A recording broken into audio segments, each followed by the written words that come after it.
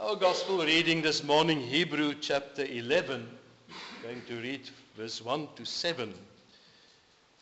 We are busy with messages out of the chapter 11 of Hebrew, where we read about the wonderful subject of faith and examples from the Old Testament.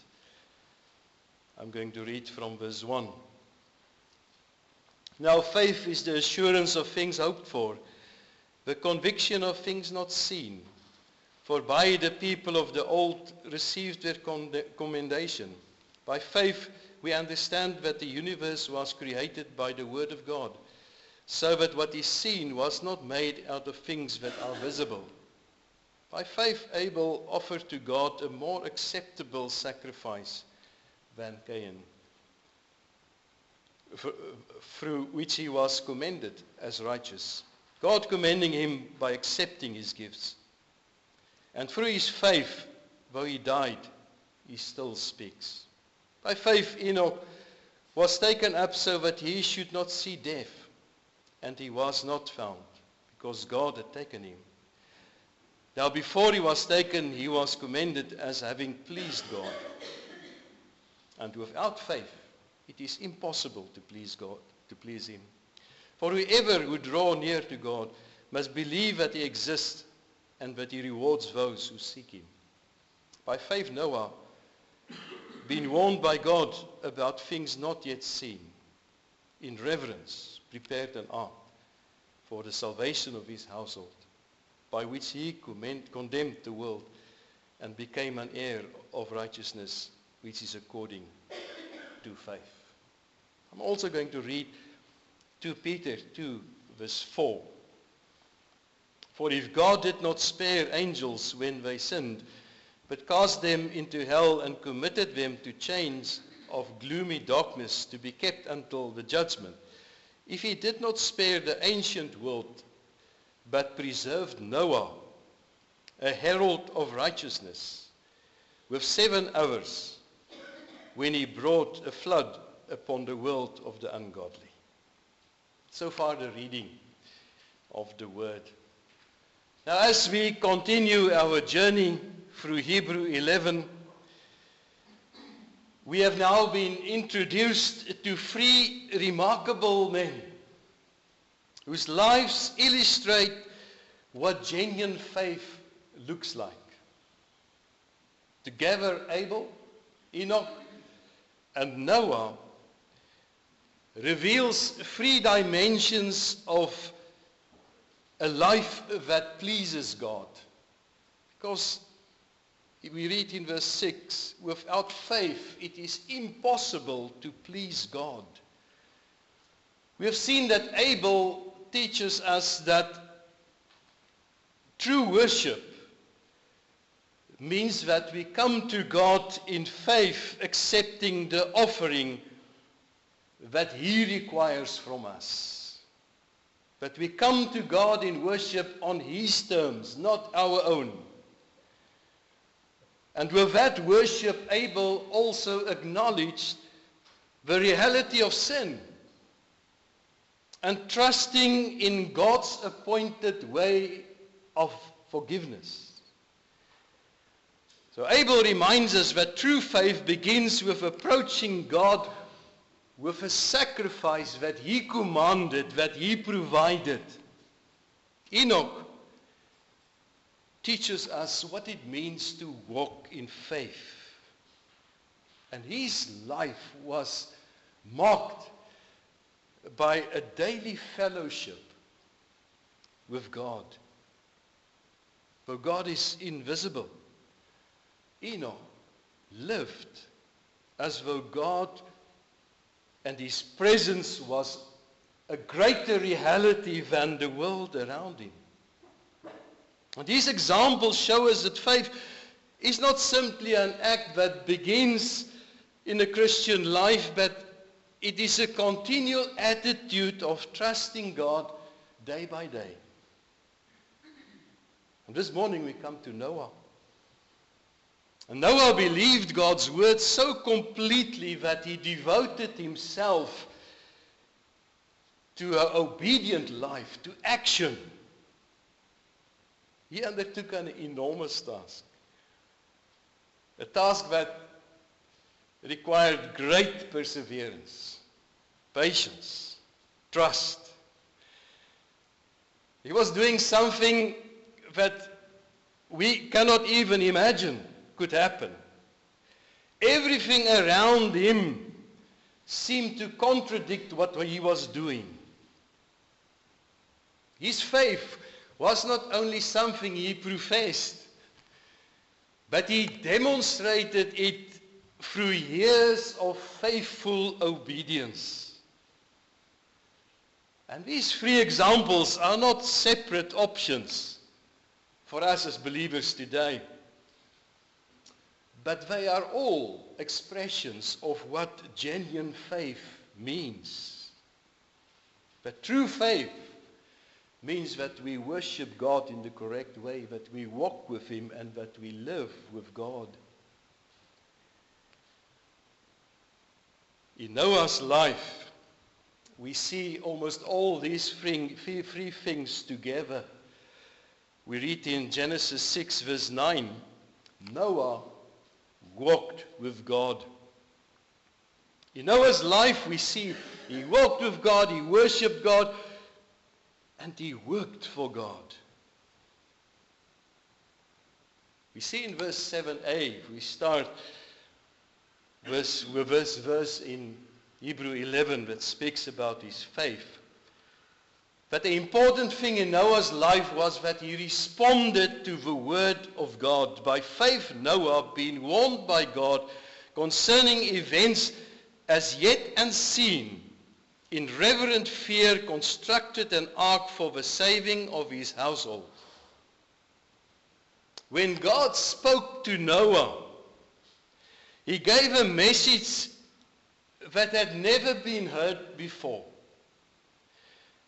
God announced that judgment was coming upon the earth because of the human wickedness, and that he would destroy the world through a great flood. And at the same time, God commanded him to build the ark that would save his family and pairs of every kind of animal from the coming flood. And as we can imagine, this took extraordinary faith to respond to that command of God. There was no storm of that scale that ever occurred in those days. There was no historical record of a natural explanation of why that it could happen. And from a human perspective, the task was almost overwhelming. You can think Noah, with no advanced tools, no shipbuilding industry, no large force of people that can help him beyond his own household. And he was asked to spend decades building something that would look foolish, unnecessary to everyone around him. And in that time he would endure misunderstanding, ridicule, rejection, while preparing for a judgment the world did not believe would come. But yet, Noah obeyed. And the reason is he believed God's word. He believed God's word. He acted because he understood that everything that God said is true, and he stood upon it because he knew God had spoken and he believed that. Romans 10 verse 17 reminds us, faith comes by hearing, and hearing through the word of Christ. And Noah, although everything around him was speaking against it, he accepted God's warning as true. And he acted without arguing, without delay, or even demanding proof. And he shaped his entire life around what God had said.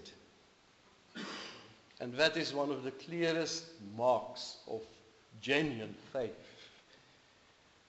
That true faith responds to God's word. It's not only agreeing with truth. Many of us can agree with truth. Say, yes, it's true, it sounds good. But he acted upon it. He practiced what he believed. You see, this verse tells us that Noah built this ark in reverence. And this word tells us that he had a deep respect, a godly fear. There was a careful way in which he obeyed God. He did not treat this warning very lightly. He responded it not with a half-hearted attitude. But he believed that God meant exactly what he said. And for many years he worked faithfully. Even while the people around him mocked him and ignored the coming judgment, he continued. And what drove him? The fear of God, the reverence for God. And his reverence for God was greater than his fear for people. And we see in Genesis 6 verse 9, it must have been part of his life, even before he heard these words, because it says, Noah was a righteous man, blameless in his generation. Noah walked with God. So long before the ark was built, Noah had cultivated a life of fellowship with God in daily obedience. And the Bible often shows us this pattern. In the lives of people, God prepares for a work he wants them to do. They must be faithful in small responsibilities before God entrusts them for greater ones. It was like that for Noah. We see it in the life of Moses. He spent years in the wilderness before he could lead Israel. David learned faithfulness while tending to his sheep in the field before he could become a king. The disciples first learned to follow Christ in their everyday life before they were sent to the nations. And the same principle is true today, that God shapes his servants through daily, almost sometimes unseen faithfulness. And that was what Noah did before God called him. He walked with God for many years. He had to build the ark. And the ark itself is good to think about it. What does it stand for? It shows how God prepared Noah for this task he was giving. He did not tell Noah just to build a boat and then leave him to it to figure out how it should be done. No. He gave him the precise instructions regarding the size, the structure, the design, and this massive ark that would have enough space for his family, for the animals, and to supply the need for them for a certain period. God commanded him how it should be built. And when God commands something, he provides also the necessary things to accomplish it. And Noah did not depend on his own wisdom or his own ability. But God supplied to him what was necessary. And this ark is also a picture that shows us what the salvation in Christ is. It points to Christ as well, this ark. Just as Noah and his family were safe inside the ark while the judgment was outside the ark, so also Those who are in Christ are saved. But those outside deserve the judgment. The ark was covered with pitch, and to seal it from the water. And the Hebrew word that they used here is for covering, is closely related to the word atonement, covering of sin. As in the same way, the blood of Christ covers the believers and shields them from the judgment of God. It was wide enough, this ark, to receive all who would enter. The door remained open while Noah warned the world. Yet only 8 people were saved. Not because there was not enough room, but because the people refused to believe the word of God.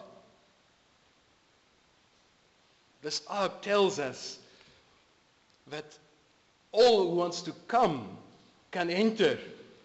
And we see that in the words of Jesus in John 6, verse 37.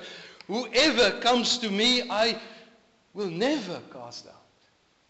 The open invitation of the gospel, whoever comes to me, I will never cast out.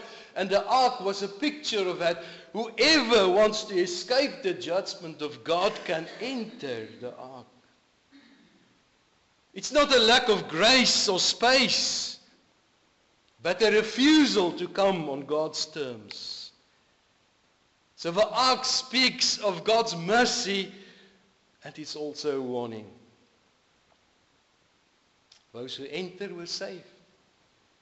Those who rejected it were lost. It is the same today. Christ is God's appointed way of salvation and refuge. It's the only safe place for judgment. We can try many other things, but God's word, as he told Noah, the ark is the only way of escape. So Christ is God's appointed way, the only way of escape. This verse tells us Noah, by doing this, he condemned the world. He rebuked the world. Noah was not only a builder, but he was a preacher as well. Peter described it, the verse I read, the extra verse, 2 Peter 2 verse 5. He was a preacher of righteousness. His message confronted the sins of the people. He called them to repentance. He warned them of the coming judgment. Almost the same as Paul speaking to Felix. What was his subject about? He was speaking about righteousness, self-control, and the coming judgment. And so Noah. He was a preacher of righteousness. He did not preach about self-improvement or human success. He was preaching about God's righteousness, humanity's guilt, the urgency to turn to God. And the ark he was building was slowly taking shape. And Noah's life itself was also a sermon. He preached with words, but his life was also a sermon. You can think every time he took the hammer and struck the wood, it was testifying that God's word is true. And every time he did that, he was saying judgment is coming. But at the same time, this ark was pointing to God's mercy. A place of safety, open to all. For 120 years, he was warning the people. And in the end, only his family responded. Noah was also faithful without seeing any visible results. He must be a strong preacher, that man. Faithful. Many of us would have sat down in depression or something like that, but he continued 120 years without any visible results. And it's for us also something to learn from it. Success in God's eyes is not measured by visible results. He's preaching for decades with little response. Yet the Bible tells us he was faithful. His obedience was not defined by the outcomes, but by being faithful to God's command. And that's the pattern throughout the Bible. Jeremiah preached for years with little results, much rejection. Isaiah was told in advance, before he was going to start preaching, that many would not listen. And even Jesus himself was rejected by many, despite speaking perfect words and living a perfect life. God calls people, we learn from Noah, to faithfulness, not popularity. It's our responsibility and the church's responsibility to speak the truth. And so was Noah. He was a witness against the world. And that this verse tells us, verse 7, his faith condemned the world. And he stood as a continual witness against their unbelief. The world was judged not for their lack of warning. They received that. But for the rejecting the warning God had given through his servant. Spurgeon tells us of his mother. He would pray earnestly for their children, and he was struck by many things he prayed and said. And one thing he mentioned was he was deeply impacted by his parents' prayers and their godly example. And one thing that she had prayed for or said was, I would rather bury all my children than see them live in sin and without Christ. If any of you die without Christ, I will stand up as a witness against you in the day of judgment. And that touched Spurgeon's heart. He was thinking often about it. And that was the life of Noah as well. He stood as a witness against a wicked world. He condemned them by his faith. He had not a judgmental spirit. He didn't look at pleasure to the people for their destruction and the path they were walking. No. His message was very solemn. And he was preaching that they must accept God and come to his way of escape. The righteous today, as well as always through history, stands as a contrast to the unrighteous. And their refusal is not due to a lack of opportunity, but a lack of faith.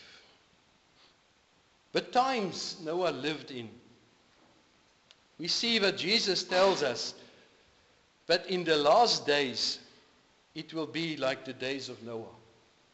The last days, before his second coming, it will be like the days of Noah. And we read in Genesis 6 verse 5, how was it in his days? How did the world look? How did the people live before the flood? Genesis 6 verse 5 says, as the Lord saw that the wickedness of man was great in the earth, and that every intention of the thoughts of his heart was only evil continually. It was more than just wrongdoing. The picture of the society was where sin had so fully shaped their minds and their works and their lives that the desire of evil had become the normal direction of the lives of everyone living. It affected every part of their lives. The corruption, the evil, in mind and actions. And they were steadily moving away from God. That is the world that was around Noah. And God placed him there, one righteous man, and gave him an assignment: preach, warn, build an ark, 120 years. So the people for that period was not without a witness. The Bible also tells us this. The creation is a witness to the people, even the unbeliever. They had the memory of Abel and Enoch. They had the ongoing preaching of Noah. They had the visible construction of the ark they could see. But they refused to respond. And Jesus tells us in the last days, in Matthew 24, verse 57, as were the days of Noah, so will be the coming of the Son of Man. And Jesus was emphasizing that life will continue as normal. Eating, drinking, marrying. Not wrong things. Right up to the flood. That's what the people did in Noah's days. And he said that will be until the second coming. And the greatest danger that time and even today is not sometimes the open rebellion against God, but only an indifference. They don't care. They don't care. God gives them opportunity to respond, but they don't care about God. They ignore Him. And even today, we live with so many people that have opportunity to hear God's word, to respond to it, to hear of His love and of His mercy and His kindness. But they don't respond. They are indifferent. This verse also tells us Noah became an heir of righteousness that comes by faith. In the final part of this verse, it speaks of Noah's faith that he received righteousness. And that was not something that he earned because of his decades of obedience. He was an heir. He inherited it. It was by grace. It was not achievement. He walked with God. It was not sinless perfection, this righteousness. He was still a fallen man. After the flood, he fell in sin. His righteousness was therefore not a moral perfection, but his righteousness was that of a sinner who trusted in God, and God counted him righteous. As Paul says in Romans 4, and to the one who does not work but trust him, who justifies the ungodly, his faith is counted as righteousness. And in the same way, Noah was accepted before God, not because of his own goodness, but it was grounded, as we look in the New Testament backwards, in Christ, in the perfect righteous one. So God sees his people not merely as they are in themselves, but he sees them through Christ. They have still got struggles. Struggle with sin, with weakness. But they are counted righteous because they belong to him. And Romans 8 verse 1 says, there is therefore no condemnation for those who are in Christ Jesus. What a wonderful word. And Noah became an heir of righteousness. Receiving it as a gift, living in its assurance, standing in this position before God. And this is the glory of the righteousness by faith. It rests not in your own performance, but in the unchanging grace of Christ. So we see the picture of the ark here is the picture of Christ. Powerful picture of Christ. But the ark was the only means of salvation. It was the only means of salvation. So today in the New Testament and the gospel message, Christ is the only way of salvation. There's no second option of surviving the coming flood. The second one, this ark speaks about that the ark is sufficient for all who would come. As in the days of Noah, anyone who wants to come is welcome. And so today, the invitation is still, whoever comes to me, I will never cast out. Christ is sufficient. His saving work is sufficient for willing people that wants to come. The ark is sealed with pitch. The atonement of Christ, his atoning work shields believers from the wrath of God. Inside the ark there's safety and life. Outside there's judgment and death. In Christ there's forgiveness, there's peace, there's reconciliation. And also this ark speaks, he entered by faith. Not by merit, not by a good life, but it points to Christ, our righteousness, who is sufficient. Noah's preaching may seem fruitless for many people in these days. No converts outside of his family. But in his life, he continued. He resisted thinking about success. The results belong to God, and he was faithfully preaching the word. And that message was never wasted. And even today, those who preach the message of the gospel and the only salvation that is in Christ, that message is never wasted. The life of Noah also tells us that coming judgment is certain. Jesus said that as in the days of Noah, it will be in the days when the Son of Man will come. Ordinary life will continue. The warnings will be ignored. The final judgment will be different, because in the first time it was through the flood, the second time it will be through fire.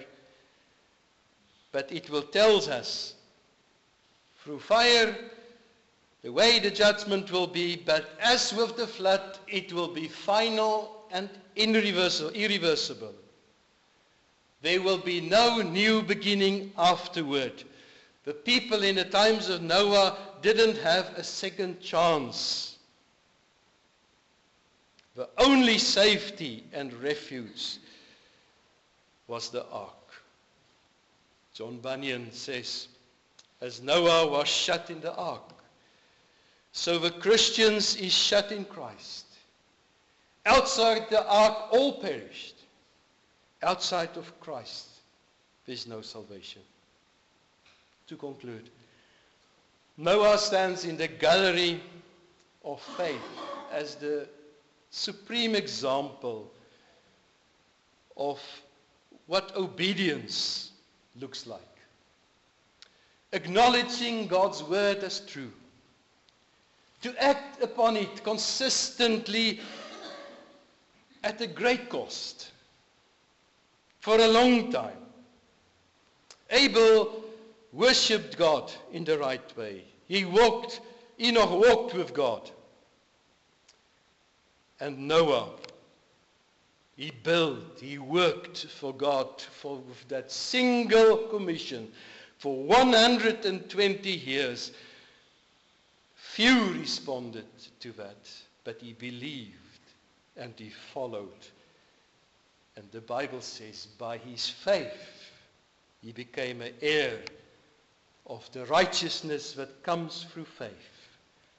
And this is the inheritance of every person, like Noah, who hear God's word today enters in the only place of safety and the only ark of safety that God has provided for us in Christ. And they place their trust in Him alone. Amen. Let us pray. Lord our God, we thank you for your word and for the example of Noah, who trusted you, obeyed you, and found righteousness by faith. Teach us not only to hear your word, but to act upon it with reverence and perseverance. And above all, help us to find our refuge in Jesus Christ alone, who saves us from judgment and gives us eternal life. We ask it in His name. Amen.